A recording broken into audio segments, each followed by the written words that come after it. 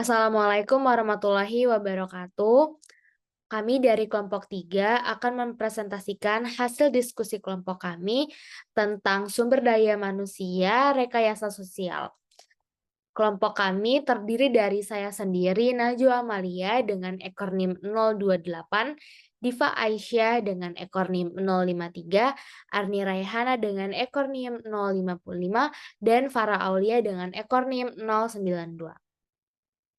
Latar belakang dari tugas kami adalah phishing adalah serangan rekayasa sosial yang memanfaatkan manipulasi psikologis untuk mencuri informasi sensitif dari korban. Serangan ini efektif karena mengeksploitasi kepercayaan dan ketidaksadaran manusia terhadap ancaman siber.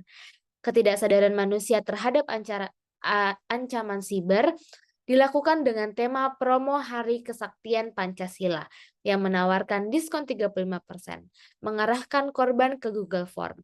Teknik ini memanfaatkan rasa antusiasme dan urgensi promosi untuk menjebak target.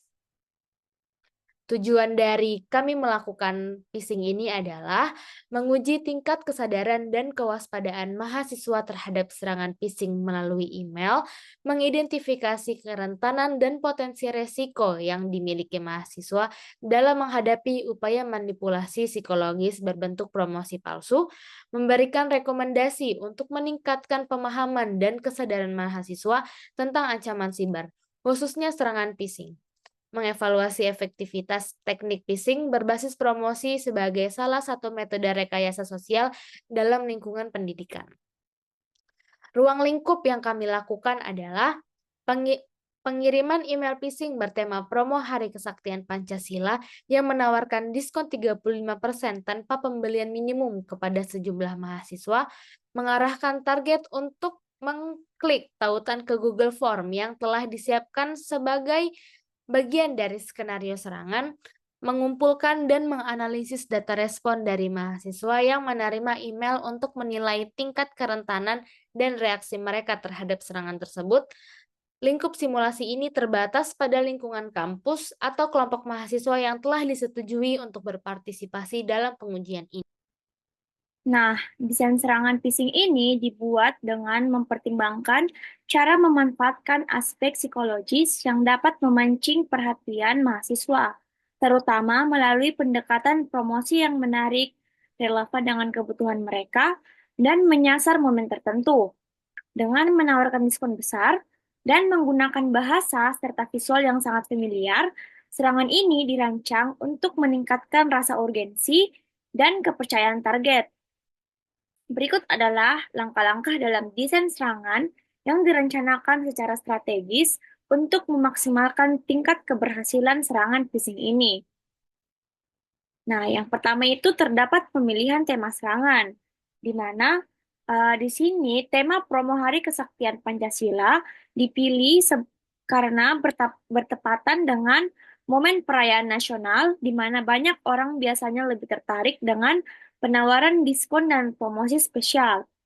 Promo yang memberikan diskon 35% tanpa minimum pembelian dipilih sebagai umpan yang menarik bagi mahasiswa, mengingat daya tarik terhadap penawaran dan hemat promosi eksklusif. Selanjutnya itu terdapat pembuatan email phishing, di mana email phishing dirancang agar terlihat seperti email promosi resmi dari sebuah merek kopi terkenal, yaitu kopi kenangan. Lengkap dengan logo, desain visual, dan tata letak yang sangat profesional. Nah, subjek email yang berbunyi promo Hari Kesaktian Pancasila khusus buat kamu itu menarik perhatian dan meningkatkan kemungkinan email untuk dibuka oleh target. Nah, pada badan email disertakan gambar produk, teks promosi yang meyakinkan, dan kalimat ajakan untuk segera mengambil kesempatan promo. Nah, selanjutnya itu terdapat tautan palsu, di mana tautan yang disertakan di email mengarahkan target ke dalam Google Formulir yang dirancang menyerupai halaman klaim promo, sehingga target merasa perlu mengisi informasi pribadi mereka untuk mendapatkan diskon, dan link tersebut sengaja dibuat terlihat seperti tautan resmi untuk meningkatkan kepercayaan target. Nah, selanjutnya terdapat pengiriman email di mana email dikirimkan ke sejumlah mahasiswa dalam lingkungan kampus yang telah dipilih sebagai target simulasi. Nah, pengiriman dilakukan pada waktu yang strategis, yaitu pada siang hari, di mana mahasiswa lebih mungkin memeriksa email mereka. Nah, selanjutnya itu terdapat pemantauan dan pengumpulan data di mana setiap interaksi dengan email, yaitu membuka, mengklik tautan, dan mengisi Google formulir, akan dipantau dan dicatat untuk menganalisis tingkat keberhasilan serangan. Nah, data ini akan digunakan untuk mengukur sejauh mana mahasiswa rentan terhadap serangan phishing dan memahami aspek apa yang paling efektif dalam upaya rekayasa sosial ini. Nah, selanjutnya terdapat tahap pelaksanaan di mana serangan phishing merupakan bentuk ancaman cyber yang dirancang untuk mengecoh korban agar secara sukarela memberikan informasi pribadi mereka melalui manipulasi psikologis seperti memanfaatkan kepercayaan, urgensi, atau iming-iming hadiah. Nah, dalam konteks ini, serangan phishing dilakukan melalui serangan atau serangkaian langkah yang terencana, mulai dari pengiriman email hingga penerimaan data oleh pelaku dengan tujuan memaksimalkan tingkat keberhasilan serangan. Nah, adapun penjabaran tahapan pelaksanakan yang dilakukan ialah sebagai berikut. Nah, yang pertama itu terdapat pengiriman email kepada target oleh pelaku atau phisher, di mana phisher terlebih dahulu membuat email phishing yang dirancang menyerupai email promosi.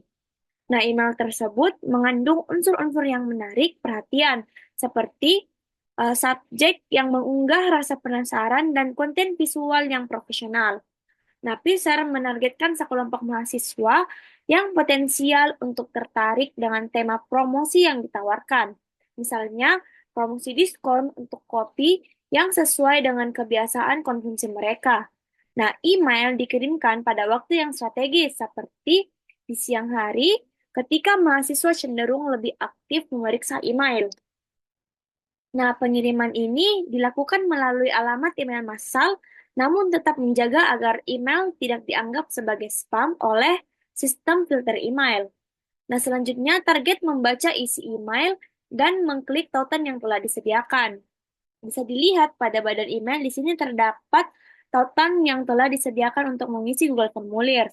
Nah, target akan tertarik membuka email karena subjek yang menggiurkan seperti promo Hari Kesaktian Pancasila dengan diskon 35% tanpa syarat. Nah, di sini eh, pada saat itu eh,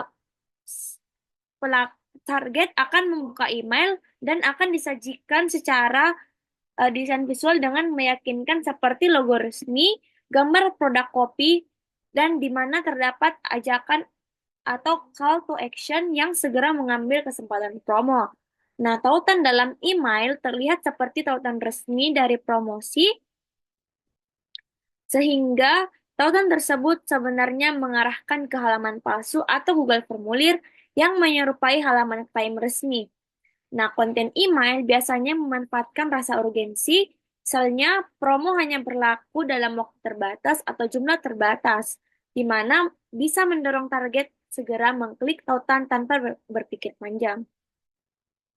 Nah, selanjutnya target akan mengisi link tautan yang berisi Google Formulir, di mana formulir tersebut meminta target untuk mengisi informasi pribadi mereka seperti nama lengkap, alamat email, nomor telepon, atau informasi yang dianggap relevan untuk mengklaim promo. Nah, halaman ini disertai dengan desain visual yang sangat mirip dengan halaman promosi asli, seperti logo, warna, dan elemen yang familiar bagi target sehingga meningkatkan tingkat kepercayaan.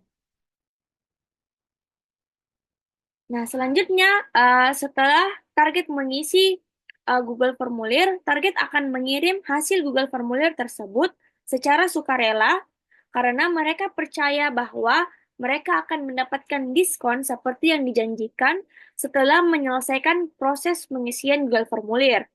Nah, setelah mengisi semua kolom, target akan menekan tombol kirim di Google Formulir. Nah, pada titik ini, data yang dimasukkan target akan dikirim langsung ke Pfizer. Nah, yang terakhir itu Pfizer akan menerima dan mengumpulkan data dari target, di mana data ini biasanya dapat diekstrak secara otomatis dari Google Sheets atau platform yang terintegrasi dengan Google Formulir. Nah, Pfizer akan memeriksa dan menganalisis data untuk melihat seberapa efektif serangan phishing tersebut dan bagaimana data pribadi yang terkumpul bisa dimanfaatkan baik untuk penipuan lanjutan atau dijual di black market atau pasar gelap. Nah, dalam simulasi ini, data yang terkumpul akan digunakan untuk menilai tingkat kesadaran dan kerentanan mahasiswa terhadap serangan phishing. Nah, laporan ini bisa meliputi statistik tentang berapa banyak orang yang membuka email, mengklik tautan, serta memberikan informasi pribadi mereka.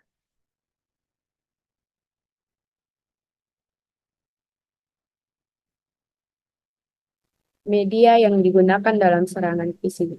Adapun media yang digunakan dalam serangan phishing yaitu dibutuhkan sejumlah media pendukung yang terdiri dari alat dan bahan yang berfungsi untuk melancarkan, merancang, dan memantau setiap langkah serangan.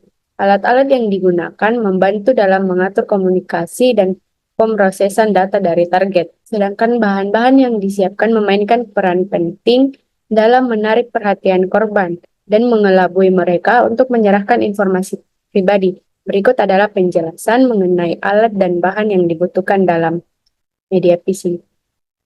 Yang pertama ialah alat. Satu, komputer atau laptop, yang mana komputer atau laptop digunakan untuk merancang serangan, membuat email phishing, dan memantau respon target. Kedua, akun email. Akun email baru atau khusus yang digunakan untuk mengirimkan email phishing kepada target. Ketiga, Google Forms. Platform ini untuk membuat formulir palsu yang akan digunakan sebagai bagian dari serangan phishing. Kemudian yang keempat, koneksi internet. Diperlukan untuk mengirim email, memantau respon, dan mengakses Google Form.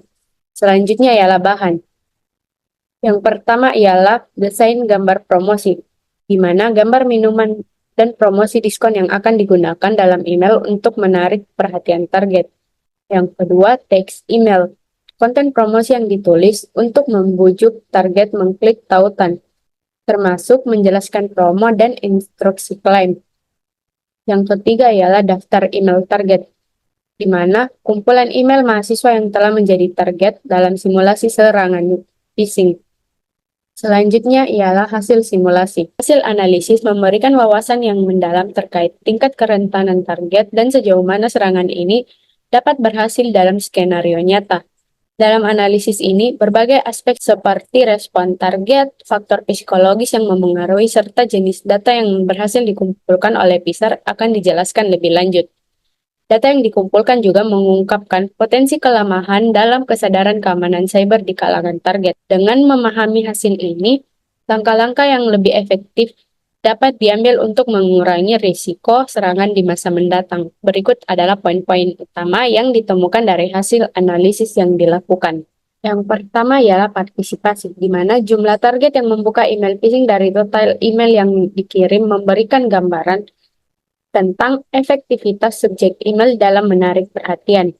Semakin banyak target yang membuka email, maka semakin meyakinkan subjek tersebut dalam memicu rasa penasaran atau minat, di mana terdapat 30 orang yang telah berpartisipasi dalam proses pengujian ini. Dilihat dari respon yang telah diterima, terdapat 50% dari total keseluruhan yang tertarik pada email phishing tersebut. Yang kedua, ialah pengumpulan data, di mana berdasarkan hasil pengisian survei yang ditampilkan dalam gambar, terlihat bahwa terdapat 15 orang yang berhasil mengirimkan respon mereka. Informasi tersebut meliputi alamat email, frekuensi berkunjung, jenis minuman, kualitas pelayanan yang dirasakan, serta identitas pribadi berupa nama lengkap, NIM, tanggal lahir, maupun alamat. Data ini mengindikasikan bahwa responden memberikan informasi yang cukup rinci mengenai kebiasaan konsumsi dan referensi mereka terhadap merek kopi yang dipromosikan. Selain itu, keberhasilan pengumpulan identitas pribadi menunjukkan bahwa strategi phishing yang dilakukan melalui survei yang cukup efektif dalam mengelabui target untuk menyerahkan informasi pribadi mereka. Dari hasil tersebut, kita bisa simpulkan bahwasannya pada simulasi ini terdapat responden yang tidak memiliki kewaspadaan atau kesadaran yang cukup terhadap potensi ancaman cyber.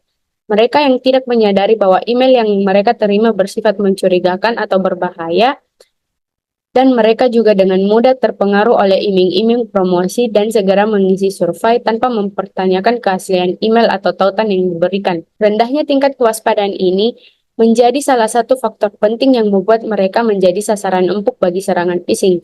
Tinjauan terhadap desain visual email dan penggunaan logo menunjukkan bahwa banyak target yang membuka email phishing ini mengindikasikan bahwa desain tersebut cukup meyakinkan dan berhasil menarik perhatian target, yang membuat mereka merasa aman untuk membuka dan melanjutkan proses yang lebih dalam.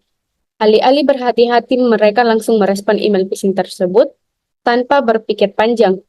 Ini terlihat dari fakta bahwa mereka dengan cepat mengklik tautan dan memberikan informasi pribadi, meskipun ada sinyal-sinyal yang seharusnya mencurigakan, seperti tautan yang mengarah ke Google Form yang tidak lazim digunakan oleh perusahaan resmi untuk klaim promosi. Responden yang langsung merespon tanpa mengevaluasi keaslian email inilah yang memperlihatkan rendahnya kesadaran terhadap keamanan cyber. Sekian yang dapat saya jelaskan, selanjutnya akan dijelaskan oleh teman saya. Selanjutnya, saya akan menjelaskan analisis kerentanan SDM. Nah, kerentanan ini seringkali melibatkan aspek psikologis, kurangnya pemahaman teknologi, atau minimnya kesadaran keamanan cyber. Nah, faktor-faktor ini menciptakan celah yang dapat dimanfaatkan oleh pelaku kejahatan cyber untuk mengoceh individu dan memperoleh informasi sensitif. Nah, aspek kerentanan SDM yang perlu diperhatikan ialah yang pertama, kurangnya kesadaran dan pengetahuan keamanan cyber. Nah, salah satu penyebab utama serangan phishing ini berhasil adalah rendahnya pengetahuan dan kesadaran terhadap keamanan cyber di kalangan target. Nah, yang kedua ada faktor psikologis.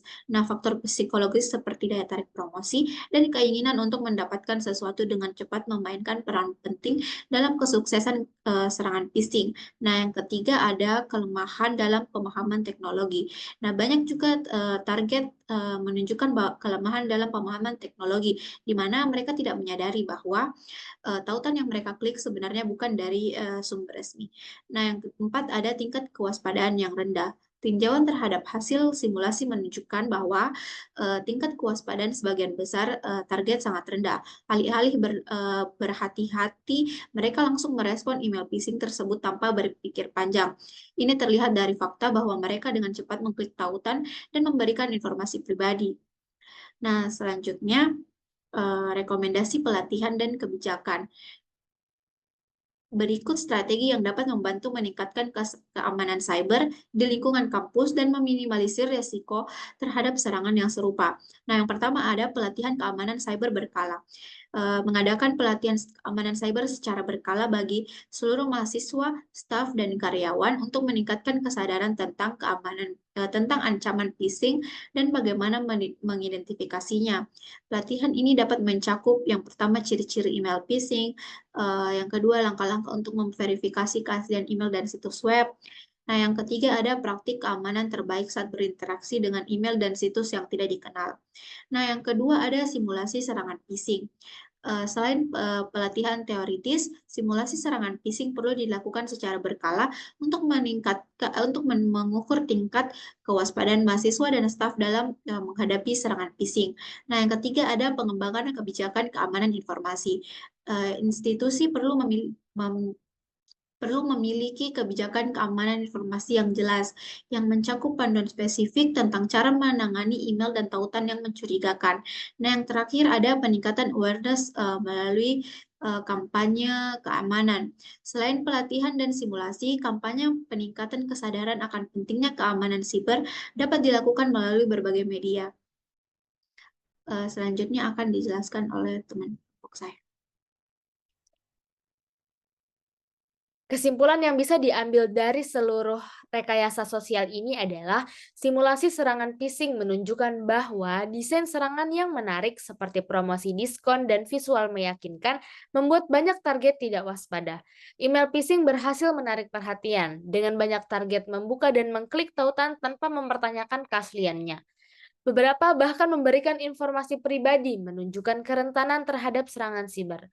Kurangnya kesadaran dan pengetahuan tentang keamanan siber menjadi faktor utama yang dieksploitasi. Penting bagi institusi untuk menerapkan kebijakan edukasi keamanan siber yang berkelanjutan, termasuk pelatihan, simulasi serangan, dan kebijakan internal untuk meningkatkan kewaspadaan terhadap email mencurigakan. Sekian dari kelompok kami, kurang dan lebihnya mohon dimaafkan. Wabillahi taufik wal hidayah. Wassalamualaikum warahmatullahi wabarakatuh.